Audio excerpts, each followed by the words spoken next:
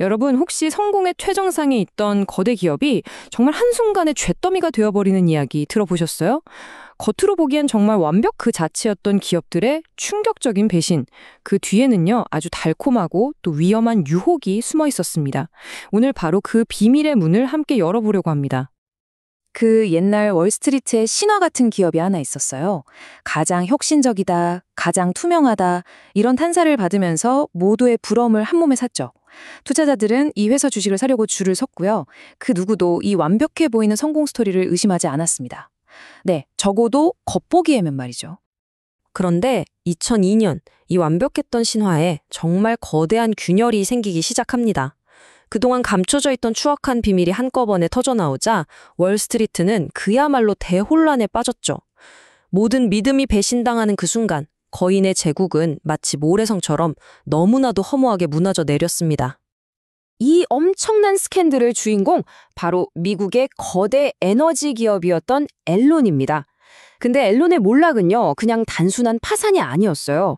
이건 월스트리트 전체를 뒤흔들어 놓은 역사상 최악의 기업 범죄 중 하나로 기록됐죠. 앨런 스캔들의 핵심은 사실 간단합니다. 미국에서 7번째로 큰 기업이라는 그 거대한 타이틀 뒤에 우리가 상상조차 할 수 없는 어마어마한 사기극이 숨어 있었다는 거예요. 이 사람들은 수십억 달러의 빚은 장부에서 그냥 싹 지워버리고 잊지도 않은 이익을 만들어냈습니다.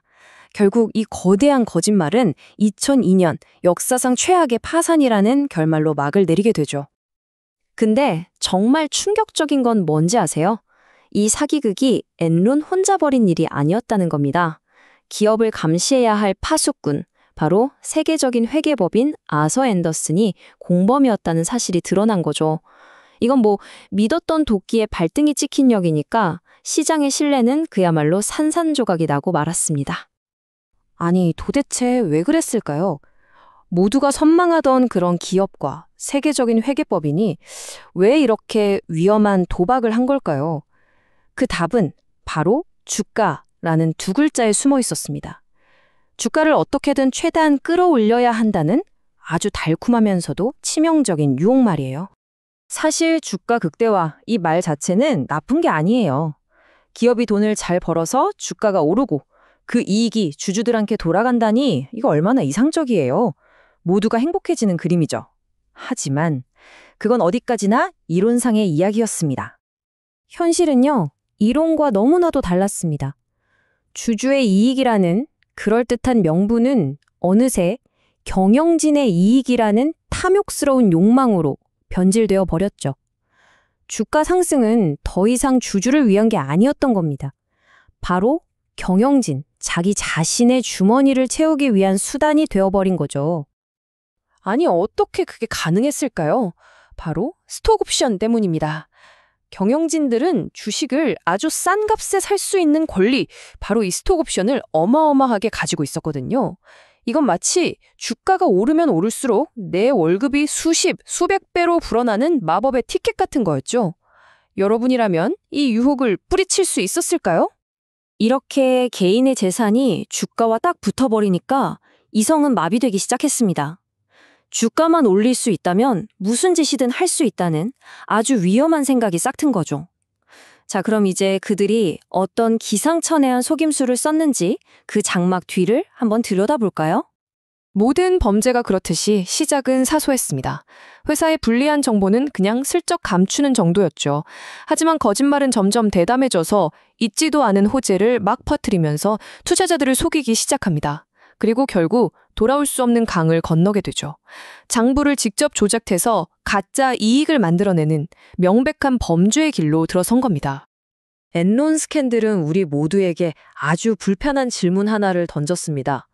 우리가 매일같이 확인하고 또 그토록 신뢰하는 이 주가라는 숫자. 과연 이게 정말로 그 기업의 가치를 제대로 말해주고 있는 게 맞을까요? 바로 이겁니다. 이론적으로는 주가가 이익을 따라가야 맞는데 현실에선 그 둘이 완전히 따로 놀 수 있다는 것. 앨런 스캔들은 바로 그 끔찍한 현실을 우리 눈앞에 적나라하게 보여준 사건이었어요.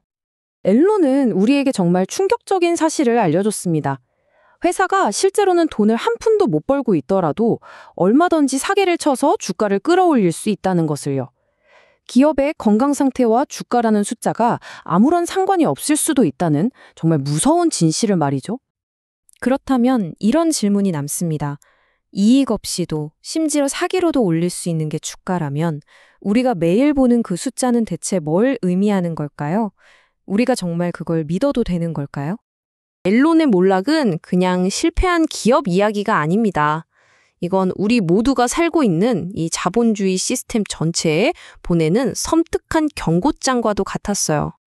그 파장은 정말 상상을 초월했습니다. 앨론이라는 거인은 흔적도 없이 사라졌고 그들의 범죄를 도왔던 회계법인 아서 앤더슨도 함께 침몰했죠.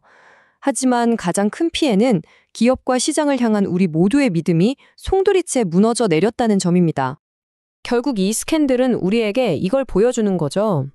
주인이 따로 있는 회사에서 월급쟁이 사장인 CEO가 회사의 먼 미래보다는 당장 눈앞에 있는 자기 이익을 쫓을 때 그 회사가 얼마나 쉽게 망가질 수 있는지를요. 그래서 마지막 질문은 이겁니다. 회사 위에서 황제처럼 군림하면서 회사를 개인의 금고처럼 여기는 CEO들, 그리고 그런 CEO를 만들어내는 지금의 시스템. 과연 이대로 괜찮을까요? 앨론은 사라졌지만 제2의 앨론은 언제든 다시 나타날 수 있습니다.